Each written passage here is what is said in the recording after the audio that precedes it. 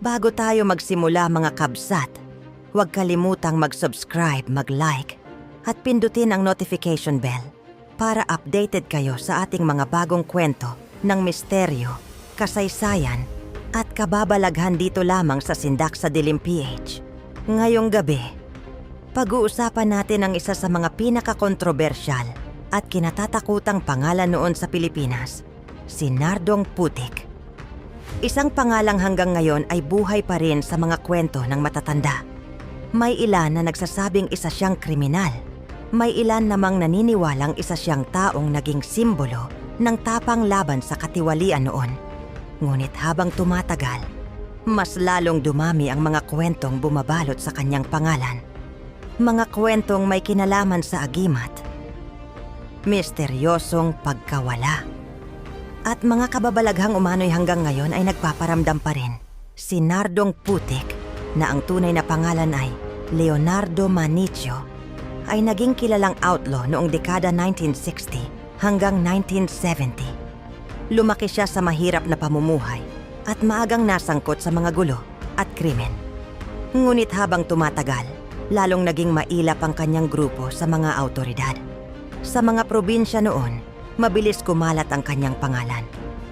Kapag may naririnig na putukan sa bundok, kapag may mga nawawalang armas, o kaya'y may mga balitang biglang nawawala ang isang grupo ng pulis matapos habulin ang mga outlaw, madalas isang pangalan agad ang ibinubulong ng mga tao.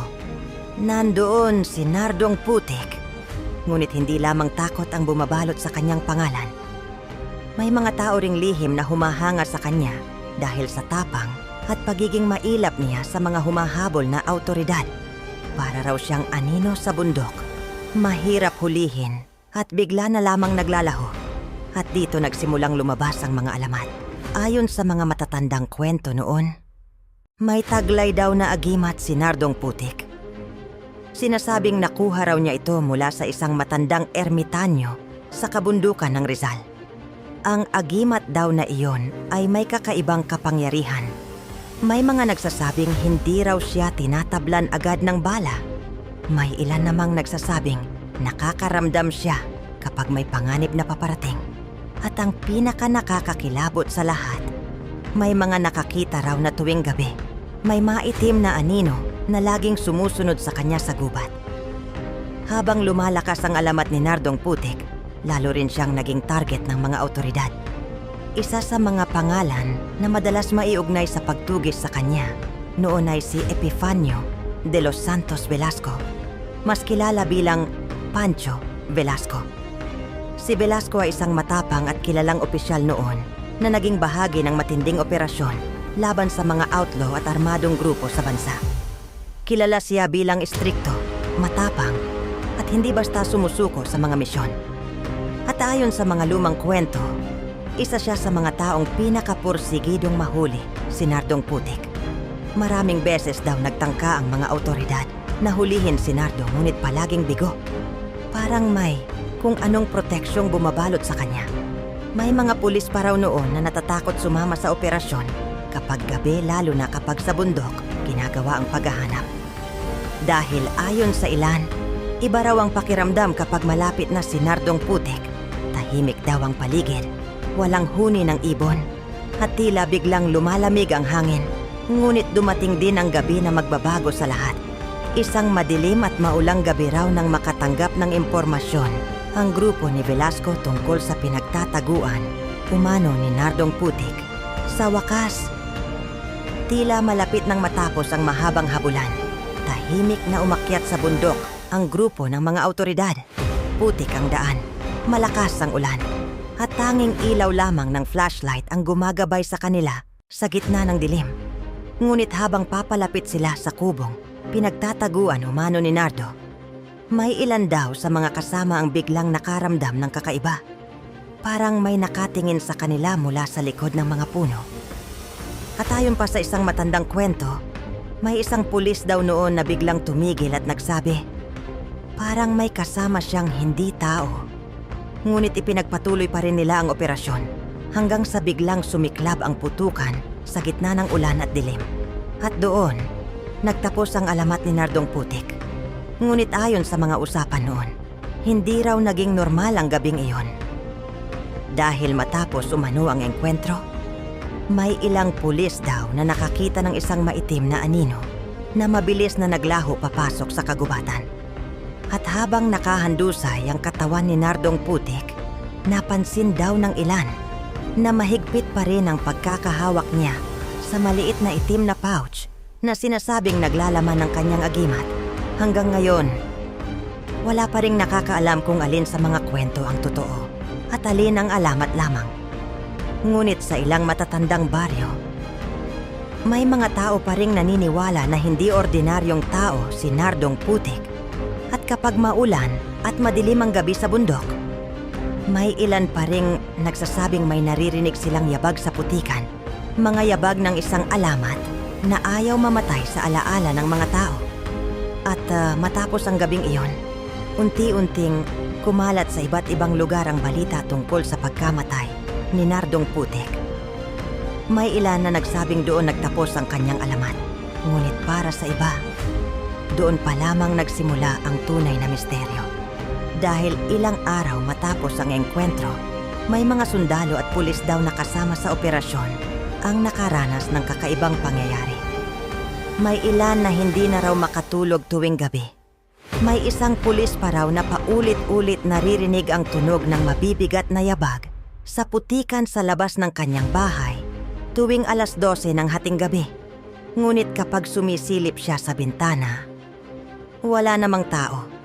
May isa namang nagsabi na habang pauwi siya galing duty, may nakita siyang lalaking nakatayo sa gilid ng kalsada habang umuulan. Naka-sombrero, tahimik lang, at tila nakatitig sa kanya. Nang ilawan daw niya ito ng headlights, bigla raw itong naglaho. At ayon sa kanya, kahit saglit lang niya nakita ang mukha nito, sigurado raw siyang si Nardong Putik iyon. Lumipas ang maraming taon, ngunit hanggang ngayon, buhay pa rin ang mga kwento tungkol sa kanya sa ilang lugar sa Rizal at mga karatig probinsya. May mga matatanda pa ring nagbubulong na kapag gabi at maulan, iwasan daw dumaan mag-isa sa lumang bundok kung saan siya umano nagtago noon. Dahil may mga nakakarinig pa rin daw ng mahihinang yabag, tunog ng basang sapatos sa putikan. At minsan, may aninong nakatayo sa gitna ng dilim. Tahimik, hindi gumagalaw. Parang may hinihintay. At ang pinaka nakakakilabot sa lahat, ayon sa isang matandang alamat, hindi raw kailanman nakita ang sinasabing agimat ni Nardong Putik matapos siyang mamatay. Parang bigla raw itong nawala. At may mga naniniwala na hanggang ngayon, may nagtatago pa rin ito. Sa kabila ng madilim na pangalan na iniwan ni Nardong Putik sa kasaysayan, marami ring matatandang taga-probinsya ang nagsasabing hindi raw likas na masama ang kanyang pagkatao. Ayon sa ilang kwento, tumutulong daw siya sa mga mahihirap na pamilya sa liblib na baryo. May mga pagkakataon, umanong nagbibigay siya ng pera, pagkain at gamot sa mga taong walang mahinga ng tulong. Kaya para sa ilan, hindi lamang siya isang kilabot na outlaw, kundi isa ring taong naging produkto ng hirap ng buhay at magulong panahon noon. May mga magsasaka rin daw na nagsasabing pinoprotektahan niya ang ilang mahihirap laban sa mga mapang-abusong tao sa lugar. Dahil dito may ilan na tumingin sa kanya bilang isang Robin Hood ng Cavite.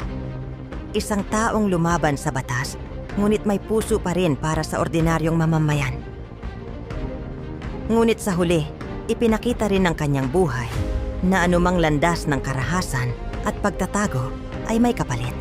At kahit marami ang nagsasabing may kabutihan siyang nagawa, nanatili pa rin siyang isang misteryosong tao na hanggang ngayon ay pinag-uusapan pa rin sa mga kwentuhan sa baryo at kabundukan.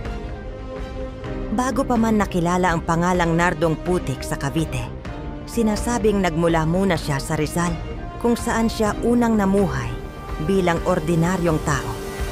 Ngunit dahil sa mga kaguluhan at problemang kinaharap niya noon, napadpad siya sa Cavite at doon nagsimulang mabuo ang alamat tungkol sa kanyang pangalan. Habang tumatagal, Naging pamilyar siya sa mga masukal na kagubatan at kabundukan ng Cavite, lalo na sa mga liblib na bahagi ng Maragondon at mga bundok malapit sa Kaibiyang at Ternate. Ayon sa matatandang kwento, doon daw siya madalas nagtatago sa batas dahil mahirap pasukin ang lugar. Puro matatarik na bundok, kuweba, makakapal na puno at mapuputik na daananan na halos imposibleng tahakin lalo na kapag gabi at umuulan. May ilan pang nagsasabing mayroon siyang mga tagong kubo at lihim na daanan sa kabundukan na tanging siya at mga malalapit niyang tauhan lamang ang nakakaalam. Dahil dito hirap na hirap noon ang mga awtoridad na matunto ng kanyang pinagtataguan. At dito na nagtatapos ang kwento ng misteryosong buhay ni Nardong Putik, isang pangalang kinatakutan ng marami, ngunit naging alamat naman para sa iba. Sa paglipas ng panahon, nanatiling palaisipan kung sino ba talaga ang totoong Nardong Putik. Isa ba siyang kriminal o isang taong itinulak lamang ng pagkakataon at kahirapan sa madilim na landas ng buhay? Hanggang ngayon, buhay pa rin ang mga kwento tungkol sa kanya. Sa mga kabundukan ng Cavite, sa mga lumang tindahan sa baryo, at sa mga matatandang nagkukwentuhan tuwing gabi. May ilan pa ngang naniniwala na sa tuwing malakas ang ulan at bumabaha ng putik sa masukal na kagubatan, may aninong nakikitang naglalakad mag-isa sa dilim. Isang lalaking tila hindi pa rin tuluyang namamaalam. At marahil, kasama na lamang siya ngayon ng hangin, ulan at katahimikan ng kabundukan na minsan niyang tinawag na tahanan. Maraming salamat sa panonood hanggang dulo mga kabsat. Sana ay nagustuhan ninyo ang ating kwento ngayong gabi. Huwag kalimutang mag-like, share at mag-subscribe dito lang sa Sindak sa Dilim PH para sa mas marami pang nakakatindig balahibong kwento, alamat at misteryong Pilipino. Pindutin na rin ang notification bell at iselect ang OLL para lagi kayong updated sa ating mga bagong uploads. Mag-iingat po kayong lahat at magandang gabi.